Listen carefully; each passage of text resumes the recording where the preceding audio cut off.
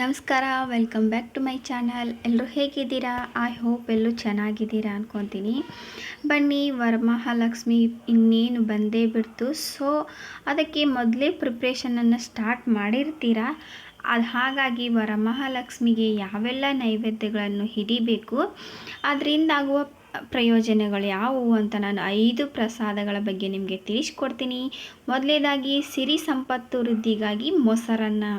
ದೇವಿಗೆ ಮೊಸರನ್ನವನ್ನು ನೈವೇದ್ಯ ಹಿಡಿಯುವುದರಿಂದ ಅವರ ಮನೆಯಲ್ಲಿರುವ ದರಿದ್ರತೆ ಕಳೆದು ಸಿರಿ ಸಂಪತ್ತು ವೃದ್ಧಿಯಾಗುತ್ತೆ ಅಂತ ವಾಡಿಕೆ ಹಿಂದಿನಿಂದಲೂ ಬಂದಿದೆ. ಸೊ ಹಾಗಾಗಿ ಮೊಸರನ್ನವನ್ನು ದೇವಿಗೆ ನೈವೇದ್ಯವಾಗಿ ಹಿಡಿಯುವುದನ್ನು ಮರಿಬೇಡಿ. ಇನ್ನು ಎರಡನೆಯ ಪ್ರಸಾದ ಬಂದ್ಬಿಟ್ಟು ಆರೋಗ್ಯ ಸುಧಾರಣೆಗಾಗಿ ಬೆಲ್ಲದನ್ನ ಅಥವಾ ಇದಕ್ಕೆ ಗೂಡಣ್ಣ ಅಂತಲೂ ಕೂಡ ಕರೀತಾರೆ.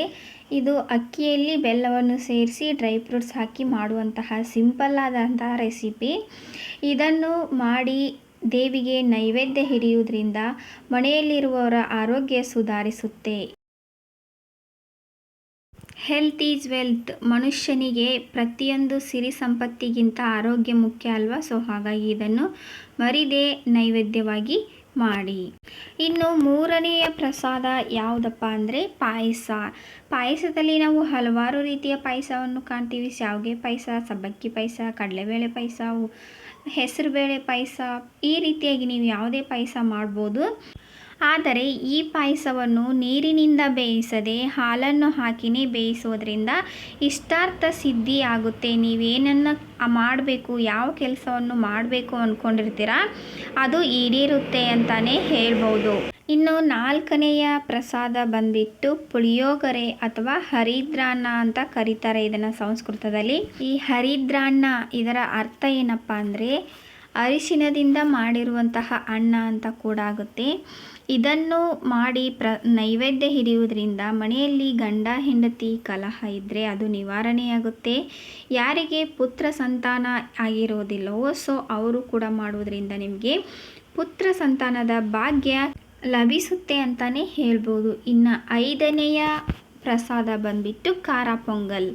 ಇದನ್ನು ಮಾಡಿ ನೈವೇದ್ಯ ಹಿಡಿಯುವುದರಿಂದ ಮಕ್ಕಳ ಏಳಿಗೆ ಆಗುತ್ತೆ ಮನೆಯಲ್ಲಿ, ಅದೇ ರೀತಿ ವಂಶಾಭಿವೃದ್ಧಿ ಕೂಡ ಆಗುತ್ತೆ. ಹಾಗಾಗಿ 5 ಪ್ರಸಾದಗಳನ್ನು ವರಮಹಾಲಕ್ಷ್ಮಿಗೆ ನೈವೇದ್ಯವಾಗಿ ಮಾಡುವುದರಿಂದ ನಿಮ್ಮ ಜೀವನದಲ್ಲಿರ್ತಕ್ಕಂತಹ ಎಲ್ಲ ಕಲಹಗಳು ಕಳೆದು ಉಜ್ವಲ ಭವಿಷ್ಯ ನಿಮ್ಮದಾಗಲಿ ಅಂತ ನಾವು ಕೂಡ ವರಮಹಾಲಕ್ಷ್ಮಿಯಲ್ಲಿ ಬೇಡಿಕೊಳ್ಳುತ್ತಾ, ಈ ವಿಡಿಯೋ ನಿಮಗೆ ಇಷ್ಟ ಆದರೆ ದಯವಿಟ್ಟು ಶೇರ್ ಮಾಡಿ, ಸಬ್ಸ್ಕ್ರೈಬ್ ಮಾಡಿ. ಹೊಸದಾಗಿ ನೋಡೋರು ಪಕ್ಕದಲ್ಲೇ ಇರತಕ್ಕಂತಹ ಬೆಲ್ ಐಕಾನ್ ಕ್ಲಿಕ್ ಮಾಡಿ ಅಲ್ಲಿ ಆಲ್ ಅನ್ನೋ ಆಪ್ಷನನ್ನು ಸೆಲೆಕ್ಟ್ ಮಾಡಿ.